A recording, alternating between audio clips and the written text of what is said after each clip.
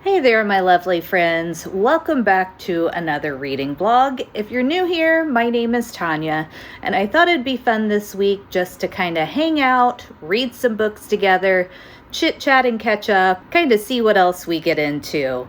So as far as the TBR for this reading blog, we're going to start off with reading The Well of Ascension on my Kindle by Brandon Sanderson. I am about 45% of the way through that book, so I'm sure we'll get to another one, which I'll talk about in a second. But enjoying The Well of Ascension so far, and I'll give you a little more of a reading update on that later. And then if we finish that one, which like I said, I think we should, then I want to pick up A Dark Forgetting by Kristen Ciccarelli. This seems like it's going to be kind of a dark gothic romantasy, so I thought this would be a nice change up from, the epic fantasy, all the detailed stuff, and The Well of Ascension. So those are kind of the two books I plan on reading in this vlog. I'm also listening to The Heir of Illusion by Madeline Taylor, and that one I don't know that we'll finish during the vlog, but I'll definitely give you some updates on it as I'm reading it and, just kind of give you my current thoughts. So that's kind of what's on the TBR for this video. And now I just finished work for the day, so I'm going to get out, walk Luna, see what else I get into, and then I'll catch up with you later and we'll get a little bit more into The Well of Ascension, and I'll give you a better reading update at that point.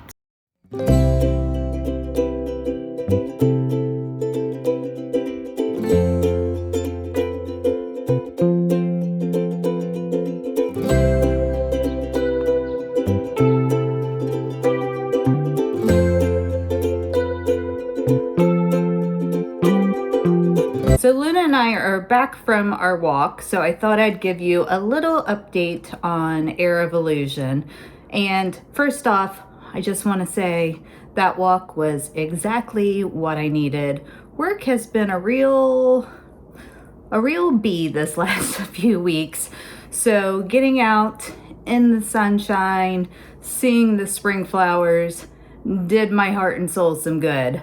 So that was a definite plus. And then Heir of Illusion by Madeline Taylor.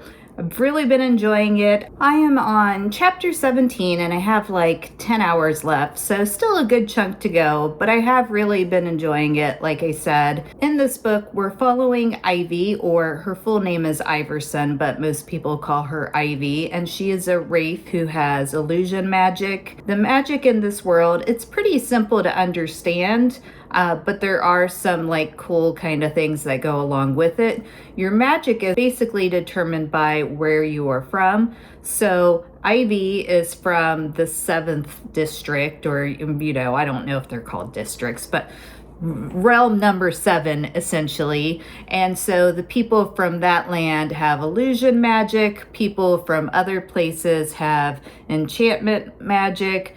And then other people have death magic. So it kind of just varies based on where you're from, what magic you would have. Now, everyone doesn't have magic, but the people that do, it's determined by where they are from. And this takes place in the kind of 7th district. And Ivy is enslaved by the king. And I think at first it was, not that kind of relationship. She came there when she was a child, and the king, whose name is Baylor, basically started grooming her, and grooming just how, grooming is normally used from a young age, where as she got older, they became intimate, and he ended up giving this collar to her, and now the collar controls her. So if she does anything that he doesn't like, the collar can be used to basically suffocate her.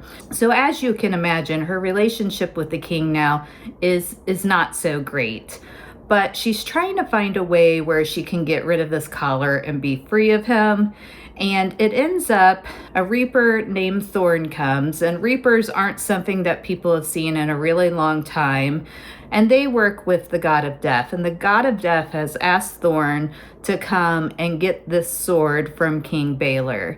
So he's been poking around trying to find it, and things kind of evolve and, go down. And Ivy and Thorn end up working together. And Thorn is the love interest. They have a lot of great banter back and forth. I will say I do not enjoy the male narrator's voice in this book, so that is a little off-putting, but I think I've adjusted to it enough at this point where it's not going to ruin the book for me. I wasn't real sure at the beginning, but besides the male narrator, I really do enjoy the banter that's been going back and forth in between Ivy and Thorn, and I can't kind of wait to see how their relationship progresses. I do have some, thoughts on things about how some of the plot may go down, so we'll see if I'm correct as it moves along. But yeah, so far, really fun listen, and nothing that's overly serious at this point.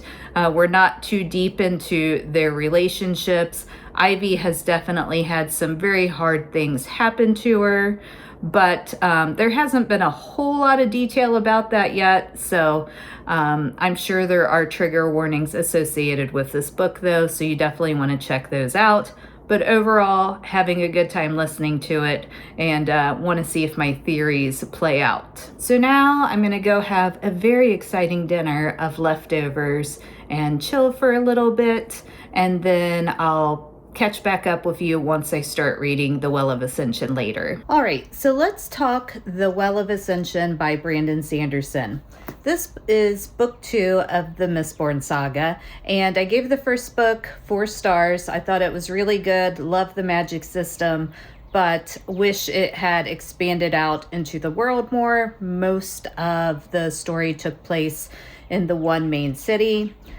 I'm about 45% through the second book, and I will say the same is true for this book. And I don't know if it's going to be that way for all 3 books or if anything changes up. With the way that this one is going, I feel like maybe either later in this book or in the next book, we may get out of the city more, which is really something I would like to see. I think it'd open up the world, make it more expansive, make us feel more connected to some of the activities going on.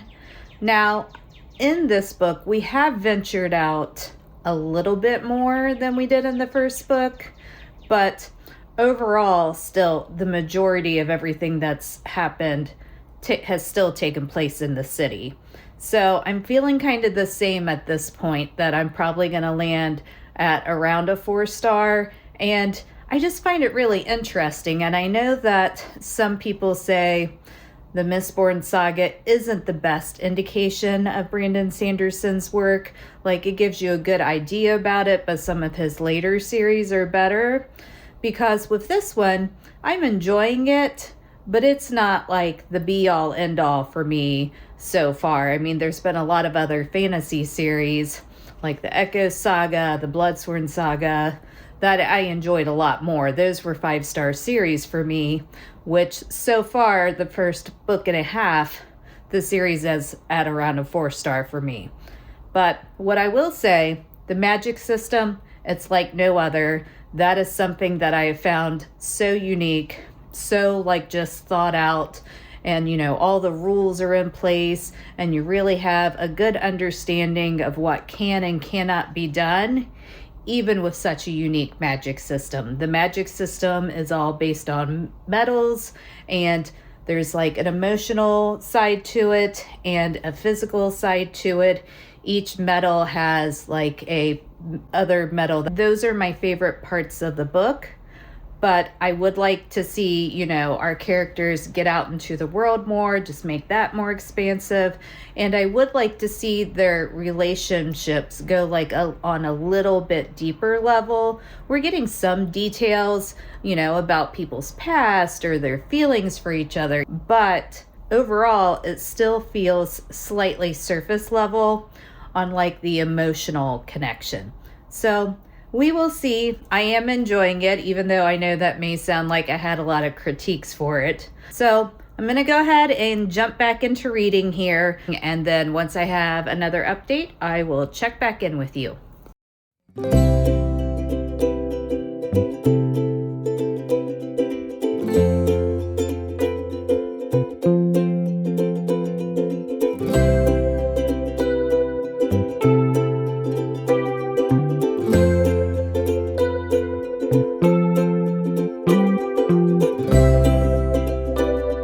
my lovely friends. So I am home now. I just got off work and I wanted to give you a reading update before I got changed and walked Luna and did all those things. Plus, I got my Book of the Month box and I wanted to share that with you as well.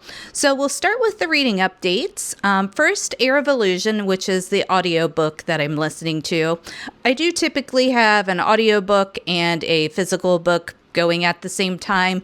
I don't tend to do a lot of like immersive reading and listening or hybrid. I tend to keep my audiobooks separate for the most part to my physical books. And for Air of Illusion, which is the one that I am currently listening to, I'm now on chapter 23.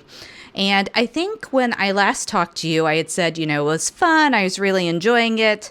That is still the case. I'm still really enjoying the story, but there has been some more emotional things that have kind of been delved into, like grief, abuse, panic, thoughts of self-harm. So those are some things to consider. You do want to check trigger warnings for this book. I wouldn't say you definitely feel the impact of them, but I think the author does a really good job in the way that she handles talking about these things. So it definitely, I think, has added to the story, not taken away from it. But it is something to be aware of if you are, sensitive or have experience with those kinds of things. We just had a big reveal, which this is one that I think most people might have a little inkling was coming, but it was still, it's always nice to get that little shock factor of the reveal. And then, of course, knowing that you were right about something. So that's where I am in that. I'll probably listen to some more of it when I walk Luna later. So make a little bit of progress. I didn't get to listen much at work today. It was a pretty busy day, but alas, that is the way it goes sometimes. But that's okay. I'm sure I'll get some more listening in later. And then with The Well of Ascension by Brandon Sanderson, I'm about 70% through now. My feelings at this point haven't really changed.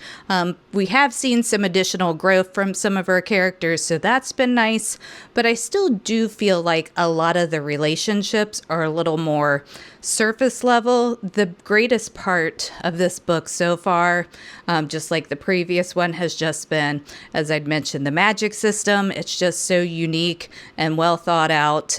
And, it's just original, and the way that Brandon Sanderson can convey the different fight scenes and things when magic is being used is all done really, really well.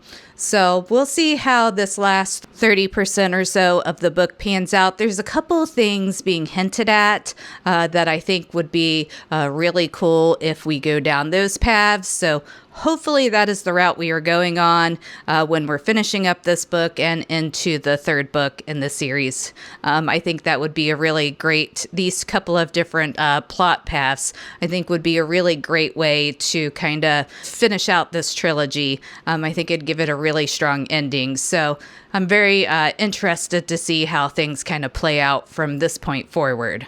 And that's it for my reading updates. And then, as I said, I did get my Book of the Month box, and this month I did end up getting 2 books. I got my standard April pick, and then I had a credit, so I picked out an additional book with that. And if you are not already a Book of the Month member, I do have a referral code down in the description box that gets you your first book for, I believe, $5. So if you haven't tried it out yet, definitely check out that link. I think it's a great service. I've had it for a little over a year now, and you're getting a hardcover book for about $15 a month, which to me is a great value. And if you want to skip for a month, you can definitely do that. Or if they don't have a book I'm interested in a particular month, I just roll that credit over until there's a additional book that I do want to pick up. So that's kind of how Book of the Month works. And then for this month, the April pick that I did, and I almost always do the fantasy pick. Let me put this in a better place.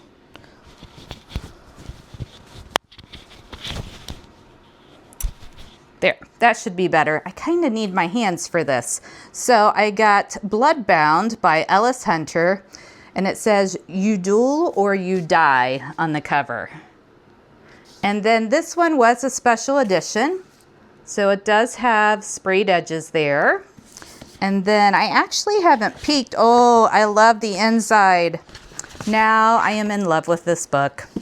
So not really anything here, but look at this end page.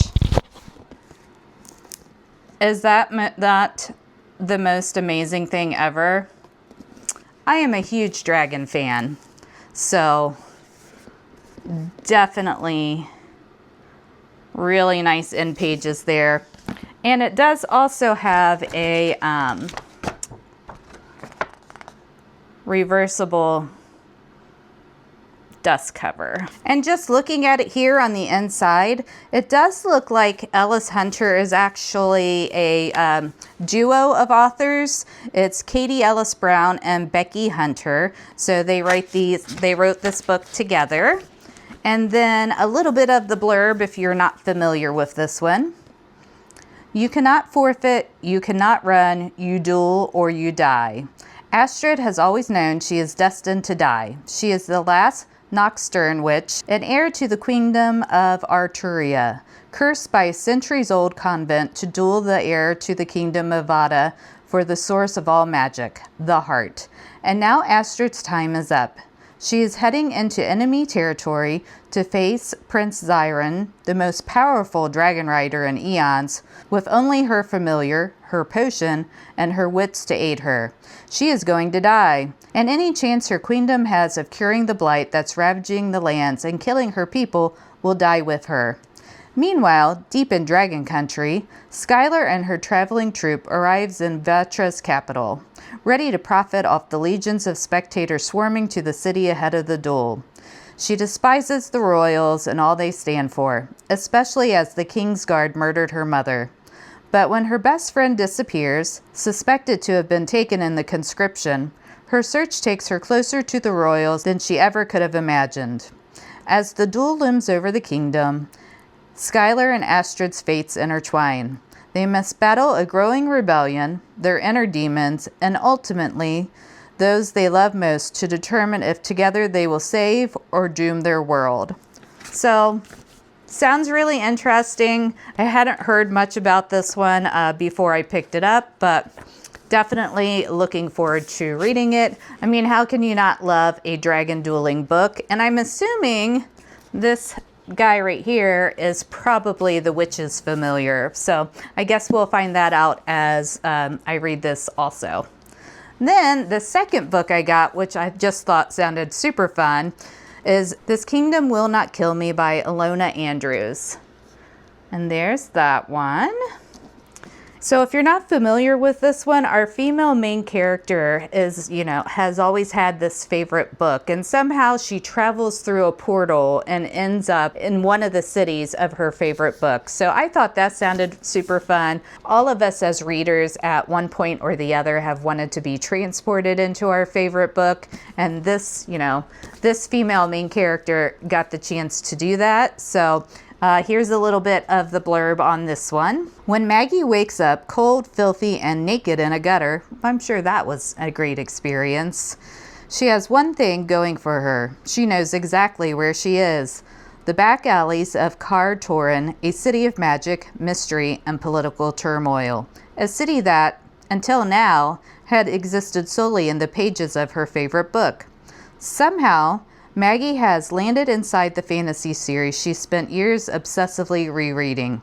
Her only tools for navigating the gritty world of rival warlords, sorcery, and mayhem? Her encyclopedic knowledge of the plot, the setting, and the characters' ambitions, and a mysterious ability to come back to life. But while Maggie apparently can't be killed, though many will try, the same cannot be said for the living, breathing characters she's come to love. A motley band that includes a former lady's maid, a deadly assassin, various outrageous magical creatures, and a dangerously appealing soldier. Soon, instead of trying to get home, Maggie finds herself immersed in the schemes and attentions of dueling princes, dukes, and villains, all while trying to save them and the kingdom of Relis from the way she knows the stories are supposed to end, in a cataclysmic war. So This one also just sounds really fun. Like I said, who hasn't dreamed of waking up, in the pages of your favorite book? So I definitely will be trying to get to this one sooner rather than later. And I haven't heard anything but good things about it. So yeah, I was happy to pick this one up. So that's all the updates I have for now. I'm going to go ahead and get changed, get Luna walked, do all the evening things, and then I'll catch up with you a little later once I have another reading update.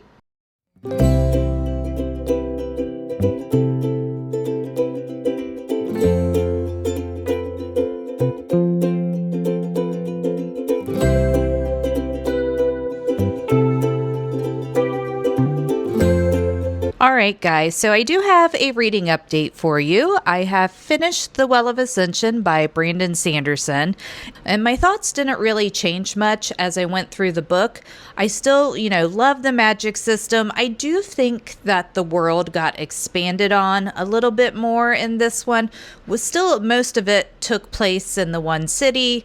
We didn't get a lot of outside the city time, but I feel like we got some glimpses of other areas, and that those may be expanded upon more in the third book. Maybe not. Maybe the whole series just takes place in this one city for the most part. But it feels like there's some other plot points that are starting to open up. We did get a pretty significant twist at the end of this book, something that I didn't necessarily see coming, but, it has set us up for a very interesting third book. But I do also still feel like a lot of the relationships feel pretty surface level. Now, in the last 25%, I will say there were a few of the characters that I started to feel a little bit more for, but overall, just a lot of those relationships still feel pretty surface level. We lost some members of our original band from the first book, and it didn't make me cry, which I am usually a crier. So I know that I wasn't super invested in those characters because I didn't have that emotion come up when they were killed. And it's not that I didn't like those characters. I actually like them a pretty good amount, but I just didn't feel that deeper connection with them. So I think as a whole, that is what has been missing in the series for me, is just like a greater emotional connection with the characters and also just with the world in general. The magic's great. The fight scenes are great. There's some interesting plot twists, but I just need that additional little layer of depth for it to be something that was a 5-star read for me.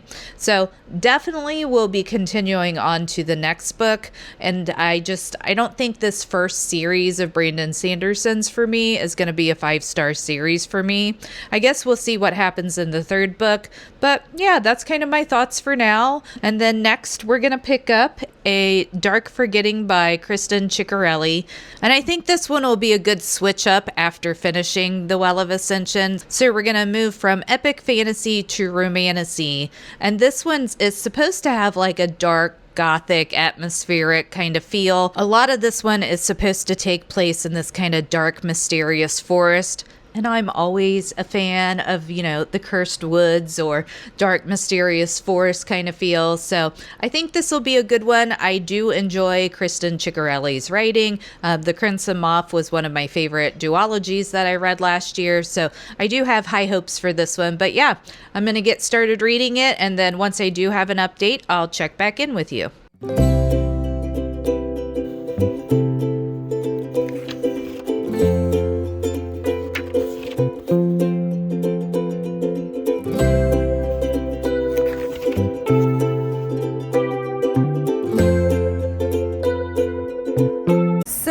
I'm on page 2, and the book is already not what I expected. Apparently, this book is an urban fantasy. I did not get that at all from the description of the book, but it looks like it is. Our female main character is currently in like a bar singing. She's a singer, a folklore singer. She has jeans on, so pretty safe to say that it's set in our world. But yeah, I definitely wasn't expecting that, and we'll see how that kind of plays out in the book. I was really looking forward to the mysterious dark forest vibes, so hopefully those are all still in play. All right, guys, so I do have another reading update for you on A Dark Forgetting by Kristen Ciccarelli. I think when I last talked to you, I was about 2 pages in, and I was saying I didn't know this was going to be an urban fantasy. And I can say now that I'm about 115 pages in, I don't think I would classify it as an urban fantasy. The setting it starts off in our modern world, but that's not really where the bulk of the story has been taking place. Our female main character is a singer, and she comes from a little town called Edgewood, and it is named that because it is on the edge of the woods. So, kind of makes sense that that would be the town's name. But this little town has always kind of been a little bit different because it does things like leave out offerings to the fairies.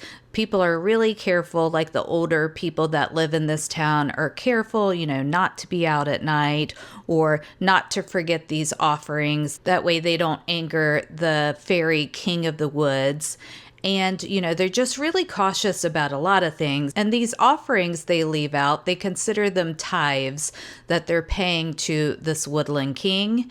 And it's just not been something that, Emmeline was ever really into. She didn't understand why there was all these stories.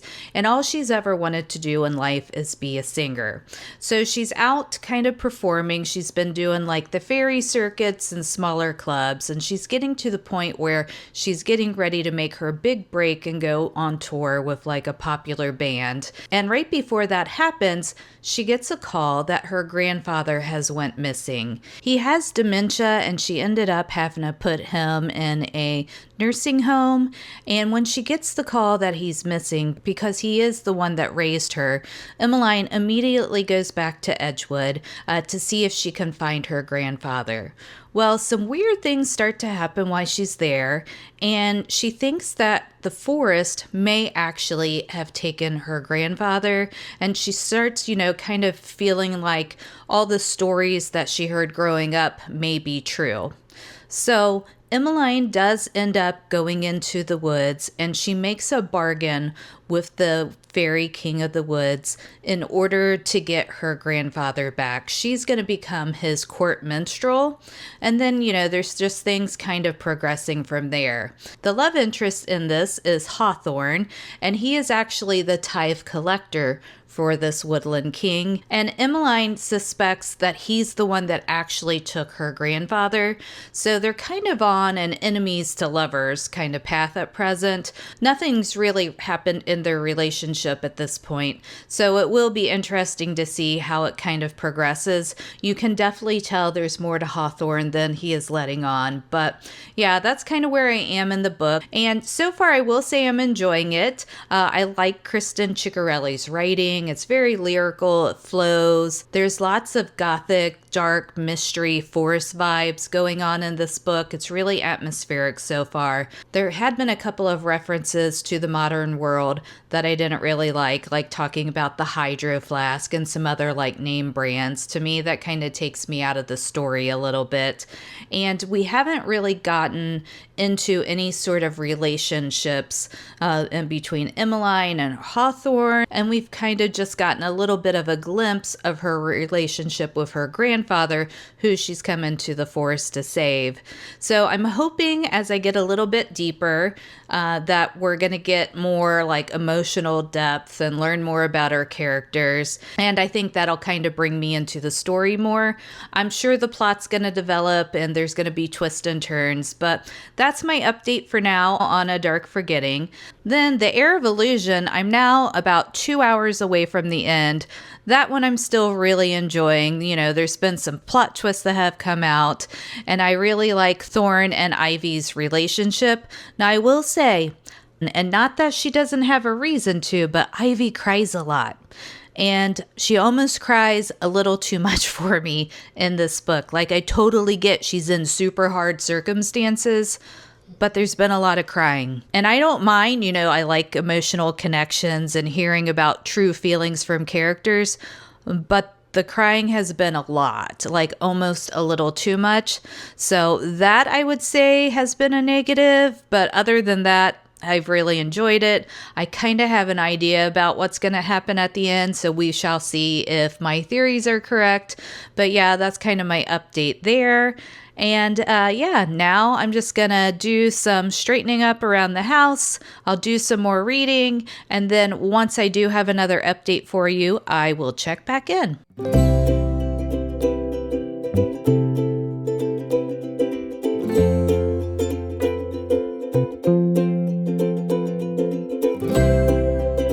All right, so I am down to the last 100 pages of A Dark Forgetting, and I will say it has, like, the plot has expanded a little bit more. There was a plot twist that was just revealed. I would say, you know, there was hints of this plot twist coming, so it wasn't totally unexpected, but it does kind of clear up a few things in the story. And then now we're just going to see kind of how it plays out from there. We have at this point made it back into the quote unquote real world. There still is some references to modern things that I'm like, maybe we could not do that. But other than that, no real complaints. So yeah, I plan on finishing this tonight after I get back from Pilates, and then I'll give you a final update on my thoughts. The wet cough that leaves his lips stained red.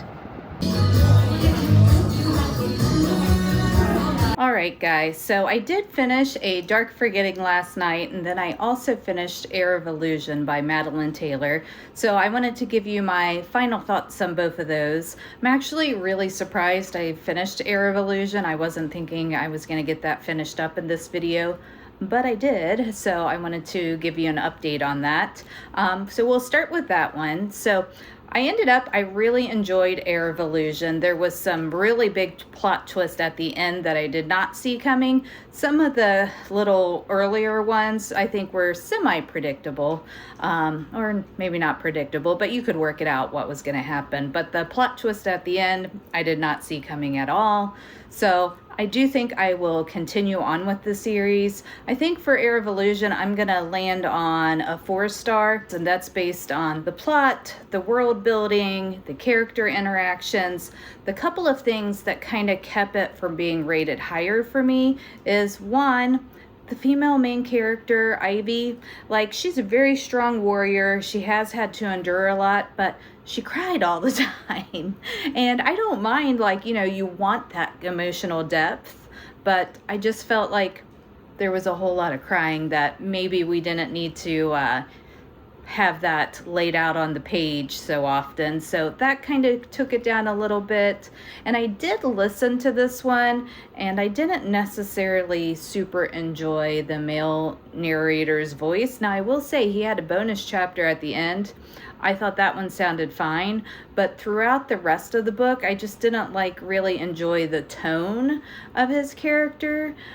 So that's just probably a personal preference. But overall, great plot line, lots of twist, good banter, and it really sets up things for the next book. So yeah, gonna land at a 4 for that one. And I would recommend this book. Now, I think whether you do the audiobook or you read it, maybe it would have been better as a read, but you know, it all falls down to, like I said, personal preference. Other people may not find anything wrong with the male narrator's voice. Just it didn't really work for me. So just something to keep in mind. And then I did also finish, as I said, A Dark Forgetting by Kristen Ciccarelli. And this one I'm going to land at, I think I'm going to be in between a 3.5 and a 3.75. I haven't 100% decided yet. There was a lot that went on in the last 100 pages that I really did enjoy as far as the plot progressing and the storyline. But the book suddenly ends, like something gets accomplished, and then that's kind of the end of the book, and then they go into the epilogue. And I felt like some of the stuff that happened in the epilogue ended up being rushed because it was broken down that way. If that was going to be part of the actual storyline, I think it would have been more enjoyable to have that drag out a little more, get a little more information and detail. It just felt like, bam, the book was over. We're in the epilogue. The epilogue was not short, but I just felt like the material in it, maybe it wasn't the right place for it. So that kind of dropped it down a little bit for me. I just felt the ending, once we got there, was really abrupt. And then, as I said, it kind of flowed into this longer epilogue, but it either wasn't long enough or it needed to be way shorter. Just kind of the length of it that we got just made everything that happened in it feel rushed. So I feel like it could have been 5 pages or so shorter and just wrap things up in a little bit quicker manner, or we should have followed that storyline a little further and just extended out the actual book instead of trying to put it all in an epilogue. So overall, good read. I mean, I would recommend it. I don't think it's going to be a 5-star read for anyone. I did like her duology, the Crimson Moth series, much better, but it's still a good book. So, you know, if you have time, it's a quick read that you can pick up. But like I said, I don't think this one's going to be a 5-star read for anyone. And that is all I have. Thank you so much for hanging out with me as we did some reading and got into some other things along the way. I really do enjoy making these reading vlogs and spending some extra time with you guys, so I hope you enjoy the reading vlogs as well. But take care, keep reading, and I'll catch you in my next video. Bye.